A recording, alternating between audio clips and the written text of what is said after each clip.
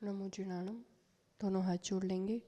नमो रिहंताणम, नमो सिद्धाणम, नमो आयर्याणम, नमो वज्रायाणम, नमो लोई सव्वसाहुणम। गैंद्य च काये जोए वे कषायणाणेय संजम दंसन लेसा भव्य सम्मत सन्याहारे गुणजीवा पज्जति पाणासन्नाय मगणाओय उओ गोव्य कंसो बीसम तु परुवणा भणिया जाणाविय पच्चाविय जाई कुलकोड़ी संजुआ सौवे गीणहाति तेन भणिया कमेण 24 ठाणाणी। पंच परमेष्ठी भगवान की, 24 तीर्थंकर भगवान की, तपस्वी सम्राट आचार्य सन्मति सागर जी महाराज की, आचार्य सुनील सागर जी गुरुदेव की। एक बार एक पिता बड़े परेशान, बच्चा उनका बेटा बहुत गलत आदतों में लग गया था। बहुत से ऐसी चीज़ें, ऐसी संगति और ऐसे व्यसनों में फंस गया था। बड़े चिंतित रहते थे, समझाते थे पर बेटा समझ नहीं पाता था। मित्र के पास बैठे थे, अपनी बात बता रहे थे, तो मित्र को लगा कि मेरे दोस्त की ये परेशानी दूर करने का प्रयास करना चाहिए।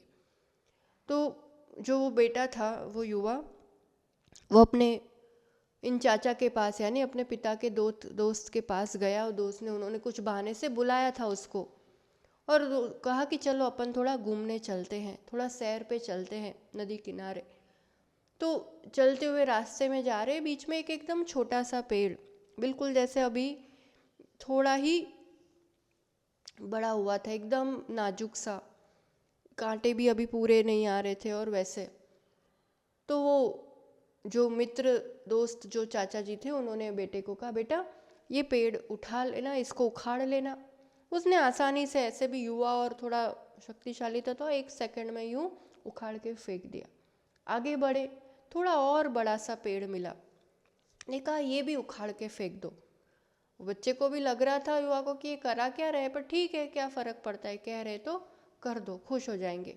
तो वो भी उखाड़ के फेंक दिया।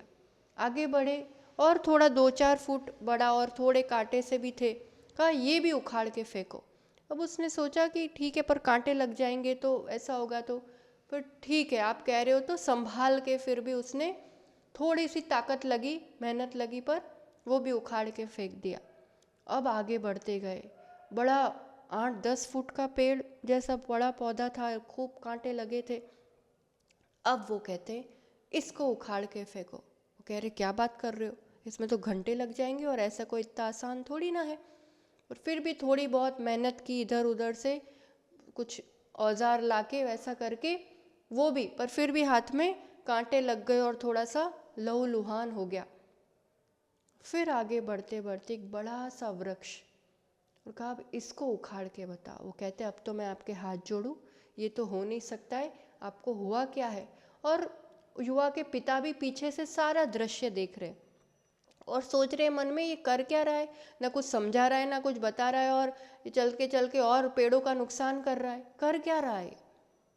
फिर वो जो मित्र थे, वो उस बेटे को समझाते हैं, देखो बेटा, पहले वाला वृक्ष तुमने ही तो उखाड़ के फेंक दिया था, अब ये वाला क्यों मना कर रहे हो, तुम क्या बात हो गई। उसने कहा ये बहुत बड़ा हो गया है, ये मजबूत हो गया है, अब इसको उखाड़ के फेंकना इतना आसान नहीं है। पहले वाला था वो नया नया था, नाजुक था, इतना दम नहीं था, नींव उसकी इतनी पक्की नहीं थी, तो उसको उखाड़ के फेंकना आसान था। ऐसे ही अब उस मित्र ने समझाया कि देखो बेटा, जीवन में ऐसे ही समझो, कोई भी दोष, कोई भी कमी, कोई भी आदत जब नई नई होती है ना, तब उसको उखाड़ के फेंक देना आसान हुआ करता है। वही जब जड़ें मजबूत कर जाए, और फिर हम कितना ही चाहे, समझ में आ रहा है कि कांटे हो रहे, समझ में आ रहा है कि दुख दे रहे, समझ में आ रहा है कि अब इससे परेशानी बढ़ रही है, पर फिर भी अगर जब जितना बड़ा होता जाता है, जितना समय होता जाता है, जितनी जड़ें मजबूत होती जाती है, उन आदतों को उखाड़ के फेंकना बहुत मुश्किल हो जाता है। वो बेटा समझ जाता है कि मित्र या जो चाचा जी है वो क्या कहना चाहते हैं। जीवन में सबको समझने योग्य बात है ये, छोटी सी होती है आदतें तब नहीं समझ में आता है, पर कोई भी दोष शुरू शुरू के अवस्थाओं में थोड़ा सा आत्मविश्वास और मनोबल से उखाड़ के फेंक देना चाहिए। दोष क्या है वो कैसे समझ में आए? जब निर्दोष को देखेंगे तब हमें अपने दोष, अपनी कमियां भी नज़र में आएगी। इसलिए संगति वैसी हो, प्रभु के दर्शन हो, गुरु का दरबार हो, जहाँ हमें पहले तो दोष पहचान में आए और फिर उनकी शक्ति से हम अपने दोषों को जब निकाल पाएंगे, तभी तो कहीं ना कहीं वीतराग, निर्दोष भगवान बन पाएंगे। आत्मा और परमात्मा में इतना ही अंतर है। हमारी आत्मा दोषों से भरपूर है और प्रभु की आत्मा, इसी आत्मा में से एक एक दोष निकाल के उखाड़ के फेंक दिया तो वो निर्मल शुद्ध आत्मा, सिद्ध आत्मा है, जिनके हम वंदन स्मरण करते हैं। उनकी बताई निर्दोष वीतराग प्रभु ने जो बताया, उस वाणी को गंधर्वों ने जेला।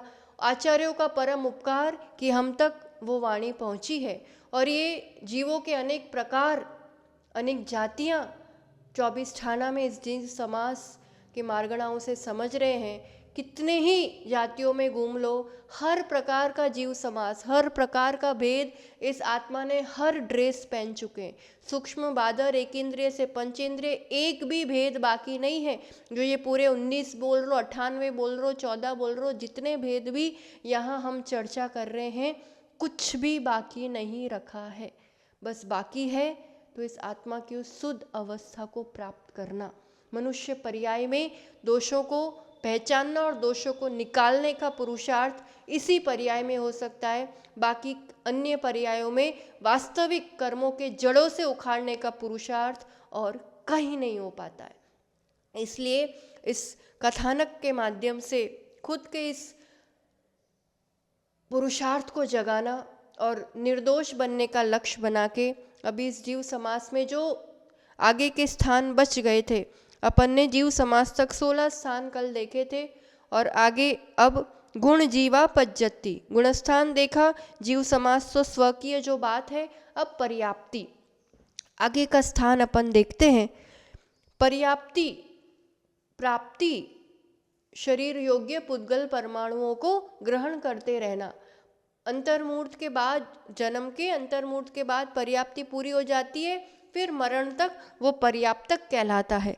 6 पर्याप्तियाँ होती है, हमें ध्यान ही है, आहार, शरीर, इंद्रियां, फिर श्वासोश्वास, भाषा और मन।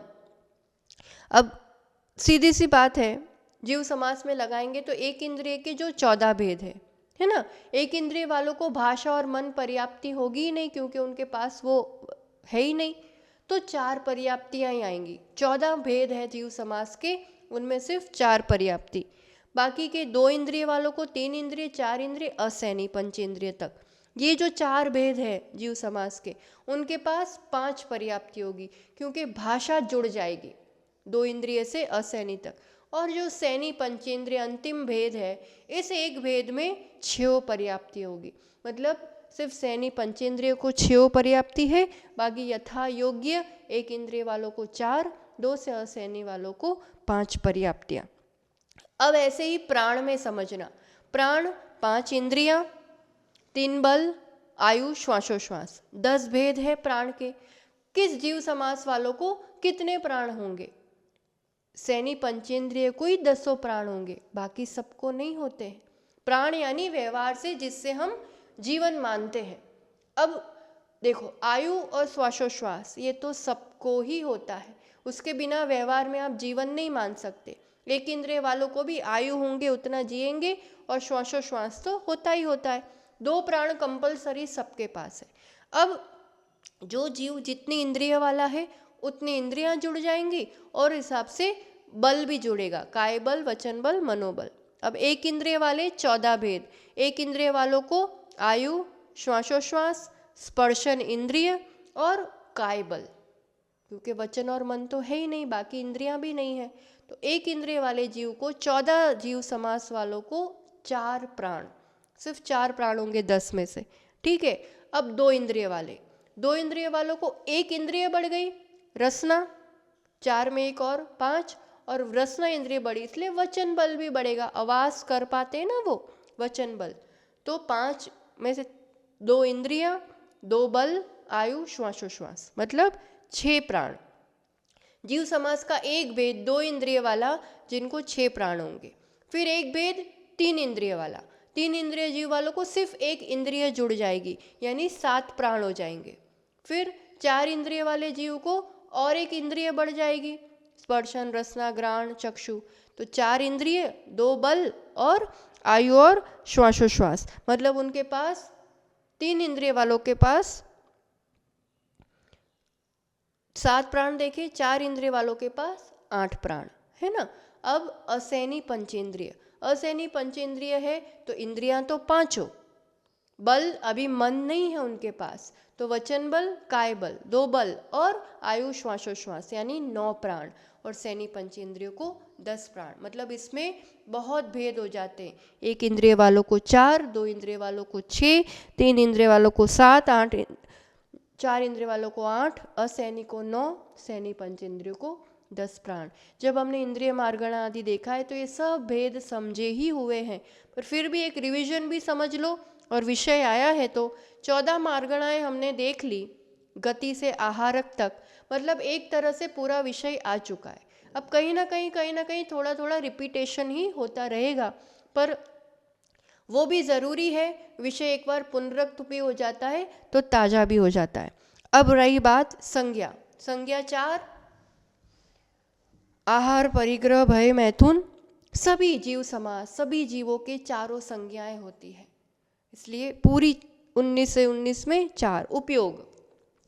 जैसे ज्ञान और दर्शन लगाया हम लोगों ने, उस हिसाब से उपयोग लगेगा। ज्ञान में लगाया था ना कि दर्शन में 16 प्रकार जो है उनमें एक ही, जब तक आंखें नहीं है तो 1 इंद्रिय वाले, 2 इंद्रिय वाले, 3 इंद्रिय वाले, 16 भेद जो हो गए उनमें सिर्फ एक दर्शन होगा, अचक्षु दर्शन, और कुमति कुश्रुत 2 ज्ञान, मतलब 3 उपयोग हो जाएंगे 16 भेद में। फिर 2 इंद्रिय और 4 इंद्रिय वालों को, यहाँ अपन ने कितने लिए, 1 इंद्रिय, 2 इंद्रिय, 3 इंद्रिय, 16 भेद ले लिए। अब 4 इंद्रिय वालों को, आंखें आ गई, आंखें आ गई तो चक्षु अचक्षु 2 दर्शन, कुमति कुश्रुत 2 ज्ञान, तो 4 उपयोग। और पंचेंद्रिय जीव को ज्ञान के अपन ने जो 7 लिए थे और दर्शन के 3, वैसे 10 भेद हो जाएंगे। यहाँ पर अपन 12वें गुणस्थान तक की अवस्था ही लेते हैं, है ना। सैनी असैनीपना 12वें गुणस्थान तक है, 13वें में नहीं माना जाता है, इसलिए 12वें गुणस्थान तक की अपेक्षा से लेंगे, इसलिए केवल ज्ञान और केवल दर्शन नहीं लिया जाता है, बाकी के ज्ञान और दर्शन लिए हैं। अब आगे आई बात ध्यान। ध्यान आर्त ध्यान, रौद्र ध्यान सभी जीवों को होता है, पर असैनी पंचेंद्रिय तक, एक इंद्रिय से लेके असैनी तक, क्योंकि ये मिथ्या दृष्टि ही होते हैं, वहाँ धर्म ध्यान का कोई गुंजाइश नहीं है। 19 में से 18 भेद में सिर्फ आर्त ध्यान, रौद्र ध्यान। समझो जन्म मरण अनंत अनंत काल, आपको क्या लगता है पूरे 19 भेद है जो जीव समास के, उसमें सैनी पंचेंद्रियपना कितनी बार मिला होगा, कितना समय उसमें भोगा होगा, जब मन भी है, 5 इंद्रियां भी मिली है, जितना भी समय भोगा। क्योंकि कहते हैं ना, त्रस पर्याय के लिए अधिक से अधिक 2000 सागर वर्ष का समय मिलता है। आप अनंत काल एक इंद्रियों में रहते हो, पेड़ पौधे बने, निगोद में रहे, बहुत दुर्लभता से 2-3 इंद्रिय वाले बन पाते हो, ठीक है।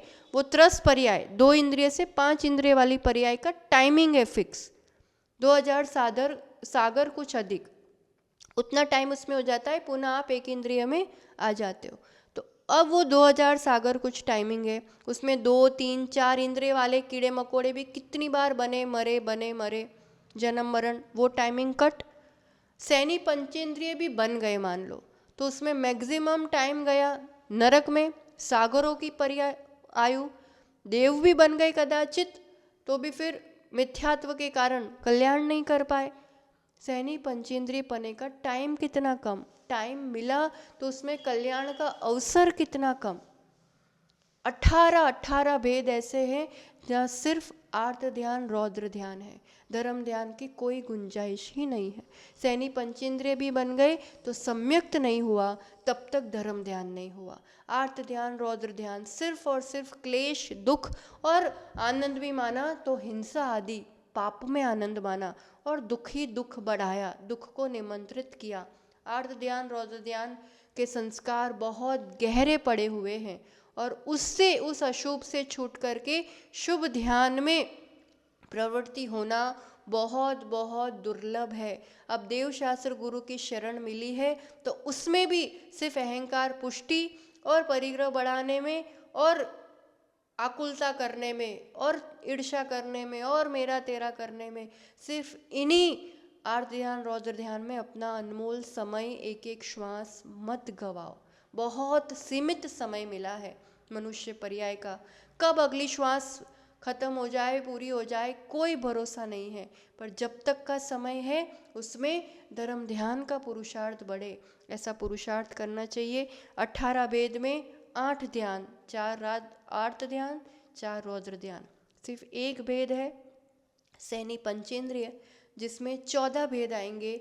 आर्त ध्यान, रौद्र ध्यान, धर्म ध्यान के 4 और शुक्ल ध्यान के 2, क्योंकि अपन ने 12वें गुणस्थान तक की व्यवस्था यहाँ पर ली है। आश्रव के प्रत्यय, अब इस भेद में भी बहुत सारे भेद हो जाएंगे। आश्रव के प्रत्यय में मिथ्यात्व, मिथ्यात्व के 5 भेद तो सभी भेद में लेंगे। अविरति, अव्रत, असंयम के 12 भेद, 12 भेद कौन कौन से? 5 इंद्रिय और मन का असंयम और षटकाय जीवों की विराधना वाला असंयम, ये 12 प्रकार भी सभी जीवों में आएगा। अंतर पड़ेगा कषाय के कारण, क्योंकि शुरू के जीवों में 1 इंद्रिय से 4 इंद्रिय वालों में सिर्फ नपुंसक वेद है, यानी 23 कषाय है। और योग, योग में यहाँ बहुत अंतर था ना, औदारिक, मिश्र और कारमान, सिर्फ 3 योग लिए हैं योग की कमी के कारण। तो इस कषाय और मेन योग के कारण आश्रव के प्रत्यय में अंतर आएगा। मिथ्यात्व और अविरति तो सब में रहना है, तो वो भेद अपन देखते हैं। 1 इंद्रिय वाले 14 भेद जो है, 1 इंद्रिय के पूरे 14 भेद में 38 प्रत्यय होंगे। कैसे? 5 मिथ्यात्व, 12 अविरति, 23 कषाय और 3 योग, तो 38 भेद हो जाएंगे। 2 इंद्रिय वालों को 40 भेद, क्योंकि योग बढ़ जाएगा, एक अनुभव वचन योग बढ़ जाएगा ना, उस हिसाब से। और कषाय तो वही है, एक योग बढ़ा और अविरति बढ़ेगी ना एक, क्योंकि अविरति में भी, अब अविरति में भी भेद समझना। 1 इंद्रिय वालों को जैसे अविरति के पूरे 12 भेद नहीं होते, षटकाय जीवों की विराधना 6 भेद होंगे और उनके पास खुद है ही 1 इंद्रिय, तो उस 1 इंद्रिय संबंधी ही असंयम होगा, है ना, स्पर्शन इंद्रिय संबंधी असंयम होगा, बाकी 4 का नहीं होगा। तो 5 मिथ्यात्व, 7 भेद अविरति के, 23 कषाय, 3 योग, ऐसे 38 भेद होंगे 1 इंद्रिय वालों को। पर 2 इंद्रिय वालों को 40 प्रत्यय हो जाएंगे आश्रव के, क्योंकि योग में 1 बढ़ गया, अनुभव वचन योग, और अविरति में 1 इंद्रिय संबंधी असंयम बढ़ गया, रसना इंद्रिय संबंधी असंयम। ध्यान आया विषय? ऐसे ही फिर 3 इंद्रिय वालों को लेंगे तो उनको 41 आश्रव के प्रत्यय, क्योंकि 1 इंद्रिय अविरति में बढ़ गई। फिर 4 इंद्रिय वालों को 42 प्रत्यय, क्योंकि 1 और इंद्रिय बढ़ गई। असैनी वालों को 45 प्रत्यय, क्योंकि 5 इंद्रियां पर मन नहीं है, तो 11 अविरति उनको लेंगे। मिथ्यात्व के 5, 11 अविरति।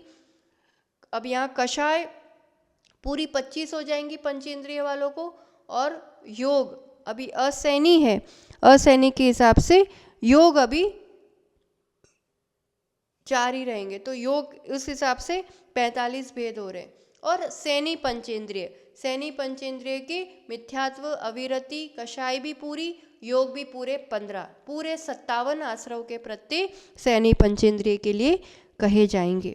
अब रही जाति और कुल कोटि, जाति के पूरे भेद देख लो, एक एक जीव समास के हिसाब से ही तो जातियां बनाई हैं पूरी। 1 इंद्रिय में पृथ्वी का इतने लाख, जल का अग्नि का 3 लाख, तो वो जैसे जीव समास के भेद है, इतर निगोद 7 लाख, नित्य निगोद 7 लाख, जाति के भेद ही जीव समास के हिसाब से बनाए हैं। तो इसलिए एक एक के प्रत्येक के उस हिसाब से वो पूरा लिस्ट देख ले, ऐसे ही कुल कोटि में लगेगा। इंद्रियों के हिसाब से उनके जो भी अपना विषय है। एक बार चाहो तो अपन रिपीट कर लो विषय। बाकी जाति में नित्य निगोद के 7 लाख, इतर निगोद के 7 लाख, तो सूक्ष्म बादर सब आ जाते हैं इसमें। पृथ्वी का एक 7 लाख, जल का एक 7 लाख, अग्नि का एक 7 लाख, वायु का एक 7 लाख, वनस्पति का एक 10 लाख। तो ये वनस्पति का एक होंगे वो प्रत्येक वनस्पति के होंगे, है ना, क्योंकि निगोद के तो अलग ले लिए। तो इस हिसाब से ये पूरे 14 जो जीव समास है उनके इस रूप से भेद हो जाएंगे। 2 इंद्रिय वालों के 2 लाख, 3 इंद्रिय वालों के 2 लाख, 4 इंद्रिय वालों के 2 लाख। पंचेंद्रिय तिर्यंश, अब ये तिर्यंश नारकी देव मनुष्य अपन अलग अलग नहीं करेंगे, सिर्फ सैनी और असैनी पंचेंद्रिय उस जीव समास को लेंगे। तो ये पूरा टोटल कर लो, 4 लाख नारकी के 4 लाख, देव के 4 लाख, मनुष्य के 14 लाख। तो ये पूरे भेद हो जाएंगे पंचेंद्रिय वाले जीव समास के। ऐसे ही कुल कोटि में पृथ्वी का एक के 22 लाख करोड़, जल का एक के 7 लाख करोड़, अग्नि का एक के 3 लाख करोड़, वायु का एक के 7 लाख करोड़ और वनस्पति के 28 लाख करोड़। ये सब 14 भेदों में इस रूप से मानेंगे। 2 इंद्रिय के 7 लाख, 3 इंद्रिय के 8 लाख करोड़, 4 इंद्रिय के 9 लाख करोड़। एक एक जीव समास का इस रूप से आप अलग अलग कर सकते हैं। और फिर पंचेंद्रिय में जाएंगे तो जलचर, थलचर, नभचर, नारकी, देव, मनुष्य सब का टोटल एक साथ करके सैनी पंचेंद्रिय का पूरा कुल कोटि बन जाएगी। तो इस रूप से जीव समास का अपन ने ये विषय देखा। आगे अब पर्याप्ति मार्गणा आएगी। पर्याप्ति प्राप्ति, पूर्ति करना, पुद्गलों की शरीर संबंधी मटेरियल पूरा इकट्ठा करना। अब इसमें अपन भेद देखेंगे 6 पर्याप्तियों के हिसाब से, फिर अलग अलग भेद बनेंगे। अपर्याप्तक का भी टेबल देखेंगे, 6, 4, 5 उन हिसाब से भी पूरे टेबल्स बनेंगे। यहाँ पर अपन समझेंगे उन विषयों को 6 पर्याप्तियों के हिसाब से। 6 पर्याप्तियाँ किनको होती है?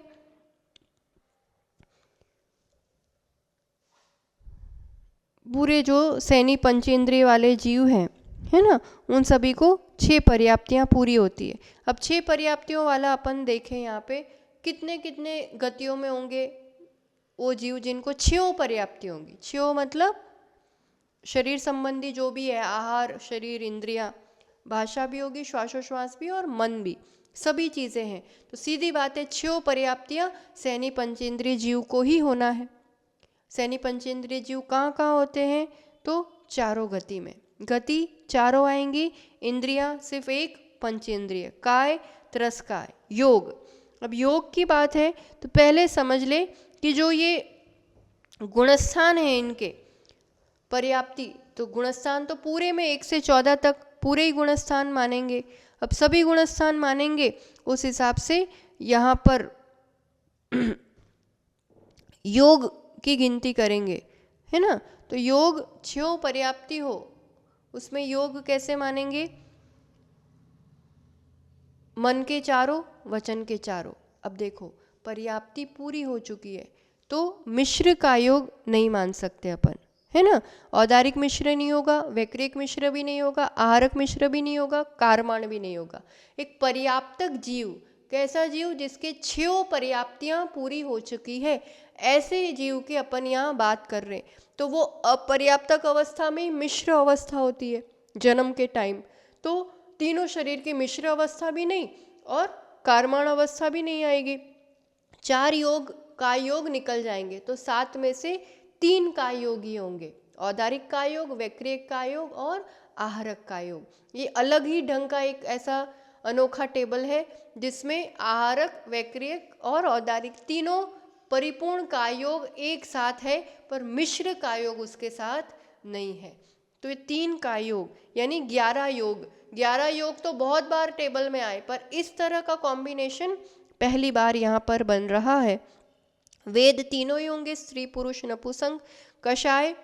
जब वेद पूरे हैं और मिथ्या दृष्टि भी है इसमें, पहले गुणस्थान से 14वें तक, तो कषाय पूरी आना है, 25 कषाय। ज्ञान सभी आएंगे क्योंकि गुणस्थान सभी है, तो मिथ्या दृष्टि के हिसाब से कुज्ञान भी आएंगे, सम्यक दृष्टि के हिसाब से सम्यक ज्ञान भी आएंगे। 13वां गुणस्थान है तो केवल ज्ञान भी आएगा, इसलिए 8 ज्ञान इसमें आएंगे। संयम सातों, क्योंकि छठा सातवां आठवां सभी गुणस्थान है 14 तक। पर्याप्तक जीव है, पर्याप्तक जीव के ही संयम होता है, अपर्याप्तक जीव के संयम नहीं होता है। विग्रह गति में संयम नहीं होता है, जन्म के समय संयम नहीं होता है, भले तीर्थंकर ने ही जन्म लिया हो, तीर्थंकर के भी 8 साल बाद ही संयम आ सकता है। इसलिए पर्याप्तक अवस्था में ही संयम आएगा, सातों संयम होंगे। दर्शन, चारों दर्शन, लेश्य, छ्यो, भव्य, दोनों भव्य अभव्य, सम्यक, छ्यो, है ना, मिथ्यात्व भी और बाकी सभी। संगी सैनी ही है, क्योंकि छ्यो पर्याप्ति है। आहारक, अब यहाँ आहारक और अनाहारक दोनों लिया है, वैसे अनाहारक नहीं आएगा, अपर्याप्तक अवस्था में ही अनाहारक होता है।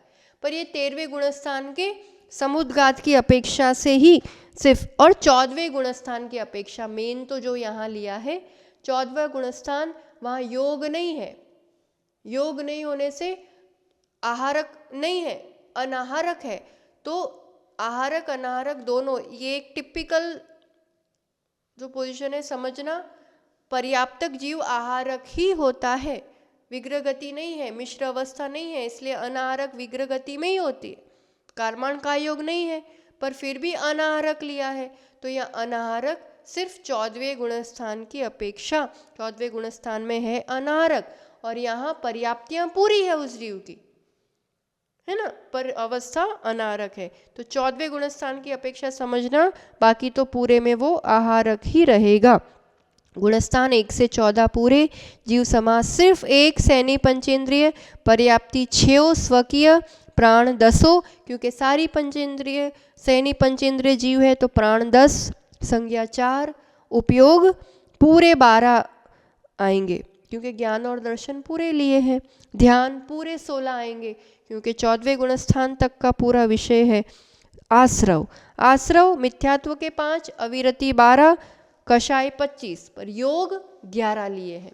4 योग कम होने से 53 आश्रव के प्रत्यय, जाति सैनी पंचेंद्रिय के हिसाब से 26 लाख, और कुल कोटि 108 लाख करोड़, जो सैनी पंचेंद्रिय में हमेशा अपन ने लिया है। 6 पर्याप्तियों का विषय अपन ने देखा। अब इन पर्याप्तक में 5 वाले भी होते हैं, 4 वाले भी होते हैं। जीव समास में अपन ने देखा ना, 4 5 पर्याप्ति वाले जीव कौन कौन से थे, कितने जीव थे वैसे, 2 3 4 इंद्रिय असैनी वाले, और 14 जीव समास वाले ऐसे थे जो 4 पर्याप्ति वाले थे। तो उनका भी देखेंगे, थोड़ा सा अपर्याप्त जीवों का भी समझेंगे, आगे विषय और देखेंगे। आज के लिए इतना ही, बस ऐसी प्राप्ति हो कि इन सभी शारीरिक मन वचन काय से अधीन जो भी अवस्थाएं हैं, चाहे ये पर्याप्तियाँ हो, चाहे जीव समास हो, चाहे गुणस्थान हो, इन सभी अवस्थाओं से अतीत हो करके, ऊपर उठ करके योगातीत वेदातीत अवस्था, गुणस्थानों के पार ऊपर उठ के सिद्ध अवस्था को प्राप्त करें, ऐसा चिंतन करते रहना, ऐसा लक्ष्य ज़रूर बनाना, और ऐसा बार बार अपने आप को टटोलते रहना कि कहीं ये मनुष्य पर्याय सिर्फ अभिमान और दोषों को बढ़ाने में ना निकल जाए, कषायों को मंद करके दोषों को जड़ से उखाड़ने में पुरुषार्थ बना रहे। इसी मंगल भावना के साथ जय बोलो आचार्य रोगन सुनील सागर जी गुरुदेव की। जिनवाणी के ज्ञान से सूझे लोकालोक सोवाणी मस्तक नमो, सदा देत हूँ धोख हे जिनवाणी भारती, तो हे जपो दिन रैन जो तेरी शरणा गहे सो पावे। 9 बार नमो।